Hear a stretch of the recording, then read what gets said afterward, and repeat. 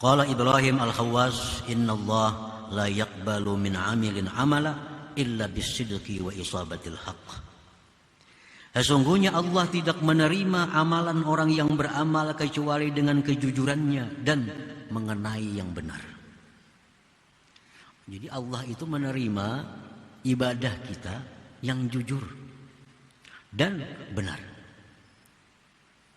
Nah, kalau kita suka yang sunat tapi berat yang wajib, ini sudah kada benar. Artinya apa? Allah kada menerima. Orang ini banyak bisi kadaan sembahyang. Udah 30 tahun lah kada bisa sembayangan lagi anum nih. 23 tahun, 10 tahun kan ada bisa sembayangan. Sembayang jam maghrib paling, orang sembayang hajat juga. Lainnya perai. Sudah umur 50 tobat.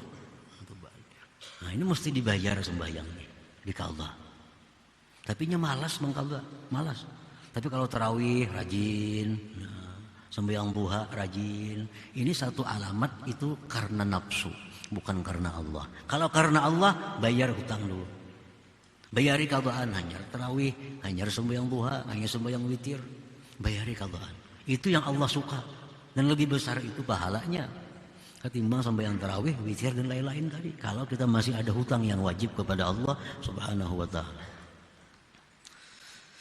Allah tidak menerima ibadah kita kecuali dengan kejujuran dan mengenai yang benar.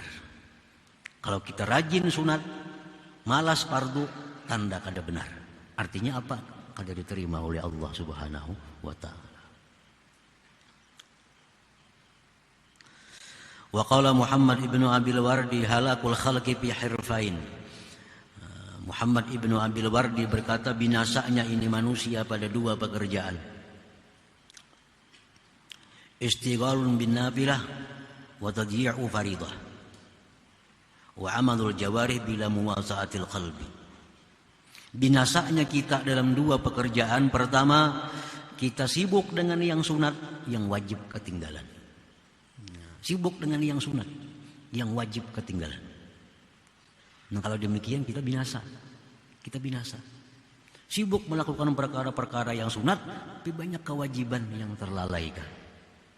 Nah, yang kedua, kita beramal hanya anggota, tapi hati lupa kepada Allah Subhanahu wa taala.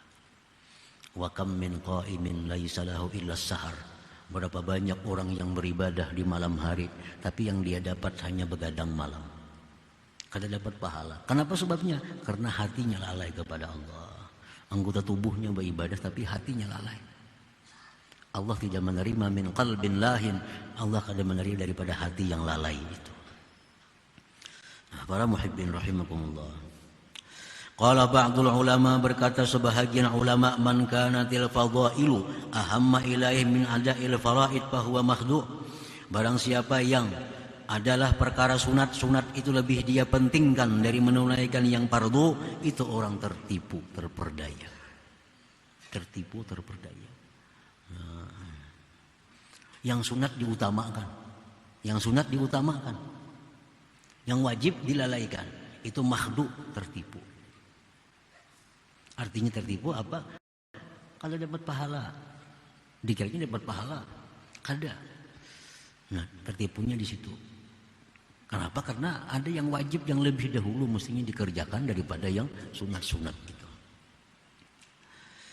Tara minhum man syaghala fi nawafilil qiyami wasyam wal hajji wal umrati kull 'am wa ma ashbaha dzalik wa huwa ghairu mutadarikin lima fata minhum minal wajibat wala mutahallilin lima lazima zimmatahu minaz zulamati wat tabi'at wa ma dzaka illa li annahum la yabtaguna mardatallah bal yattabi'una hawa anfusihim.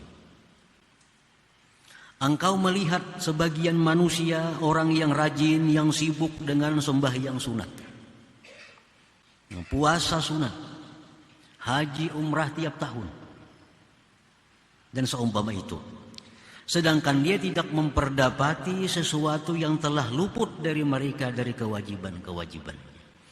Nah, sedangkan dia kadang memperdapati daripada yang luput kewajiban-kewajibannya. Ya tadi sembahyang sunat rajin, puasa sunat rajin, padahal hutang puasa sunat, hutang puasa wajib banyak, puasa sunat rajin benar. Hutang sembahyang fardu banyak, sembahyang sunatnya yang rajin. Naik haji, umrah umpamanya, yang sunat tiap tahun. Tapi ada kezaliman yang belum dikembalikan kepada orang. Itu lebih perlu daripada ibadah haji, umrah yang sunat. Semua bisa numis seistimewa ini. Caranya? Nah, tidak ada yang demikian melainkan mereka tidak mencari keridhaan Allah, tetapi mereka menuruti hawa nafsu mereka itu. Para muhibbin rahimakumullah. Jadi kita misalnya pernah menipu seseorang, menipu si A, menipu si B, menzalimi si A, menzalimi si B. Itu kewajiban kita yang segera membiriskan itu segera. Lebih utama daripada kita umrah sunat, haji sunat. Kalau kita umrah sunat, haji sunat, tapi banyak kezaliman yang belum kita biriskan, padahal bisa kita biriskan, nah itu ibadahnya ditolak oleh Allah Subhanahu wa Ta'ala. Kita pernah menganiaya orang ini, kita pernah menipu orang ini, itu mestinya diselesaikan, karena itu kewajiban kita, ketimbang kita melakukan hal-hal yang sunat. Nah ini kewajiban. Allah menyukai yang wajib dibereskan dulu, hanya yang fardu, yang sunat-sunatnya itu. Ada orang yang suka sumbang sana, bulah masjid, bikin itu, bikin ini. Tapi kalau urusan ditagih hutang, setengah mati menagih uangnya.